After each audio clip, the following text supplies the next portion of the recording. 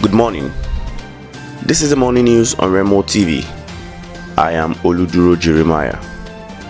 On the national news, House of Representatives yesterday summoned the Registrar, Medical and Dental Council of Nigeria (MDCN), Tajuddin Sanusi to appear before its Committee on Healthcare Services today over the ongoing strike by resident doctors. Chairman House Committee on Healthcare Services Tanko Sununu, who disclosed this at a press briefing, said the MDCN boss risk arrest if he failed to honor the summon. Sununu said that Sanusi, who was scheduled to appear before the committee yesterday, had informed lawmakers that he was attending a sitting of the Medical Council Tribunal. Committee chairman said Sanusi's action was tantamount to giving precedence to his personal issues over a national emergency. And still on national news, kidnappers on Thursday struck Ogun, Rivers, Imo, and Katsina State, abducting 12 people barely 24 hours after the new acting Inspector General of Police, Akali Baba, vowed to battle banditry and other crimes.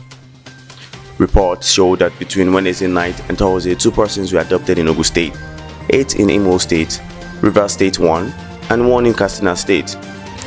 In Oyo State on Thursday, hunters and vigilante told our conspirator that they had started combing forest for 6 people kidnapped in different parts of the state on Tuesday night.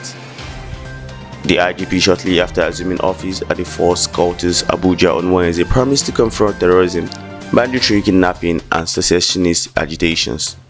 On Wednesday night in Ogun State, which has witnessed increased spikes in kidnappings, a medical doctor and a nurse were kidnapped on the Abeokuta-Imeko Road, where 2 fufu sellers were abducted 2 months ago. And on international news, a man opened fire Thursday at a Texas cabinet making company where he worked, killing 1 person and wounding 5 others before shooting and wounding a state trooper prior to his arrest, authorities said. Larry Bowling, 27 of Lola, Texas, was booked into the Brazos County Detention Center in Bryan late Thursday, according to a Bryan Police Department statement. Jail records showed Bowling was charged with murder and being held on a $1 million bond.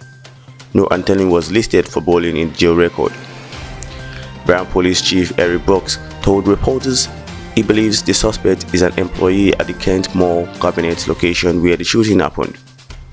He said investigators believe the man was solely responsible for the attack, which happened at around 2:30 p.m. and that he was gone by the time officers arrived. 2 of the 5 people who were wounded at the business were hospitalized in a critical condition, while 3 others were in serious but stable condition, according to a hospital statement. During the manhunt for the suspect, he shot and wounded a state trooper who was hospitalized in serious but stable condition, the Texas Department of Public Safety said on Twitter.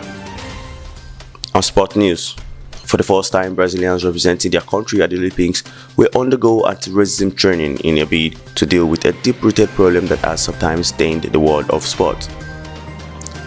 The Brazilian Olympic Committee launched a 30-hour online course this week, which will be mandatory for all 650 athletes, coaches, doctors, nutritionists, officials, and other members of the country's delegation to the Tokyo Games in July-August. The goal of the course is to provide information, knowledge, and also open a broad debate on racism in sport, said Rogério Sampaio, the committee's Secretary General and a gold medalist in judo at the 1992 Games.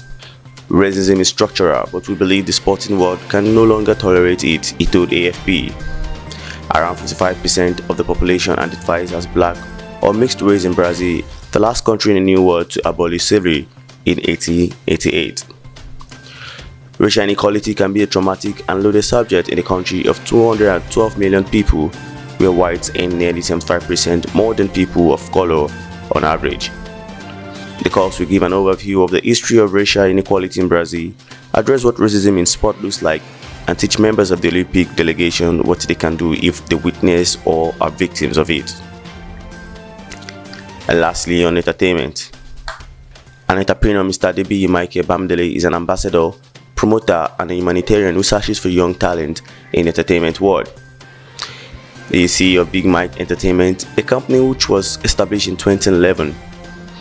It is a talent and positioning company responsible for building, promoting, and developing young talent in the entertainment world. The vision of Big Mike Entertainment is to see African youth relevant in the entertainment industry worldwide. Michael understands how hard it is for African youth to get opportunities to develop their talent. He has an eye for spotting youth with great potentials, which motivates him to help develop their skills and talent. Mr. Michael Bamidele has worked with the likes of Davido, Olamide, Tuface Idibia, Basketmouth, Naira Marley, Tiwa Savage, Ricardo Banks, and Lakesh, and so many other award-winning artists. His company has organized multiple sold-out concerts across cities in America.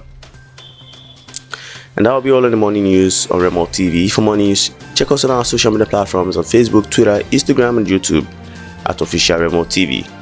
Visit our website at www.remotv.com.ng. I am Oluduro Jeremiah. Good morning.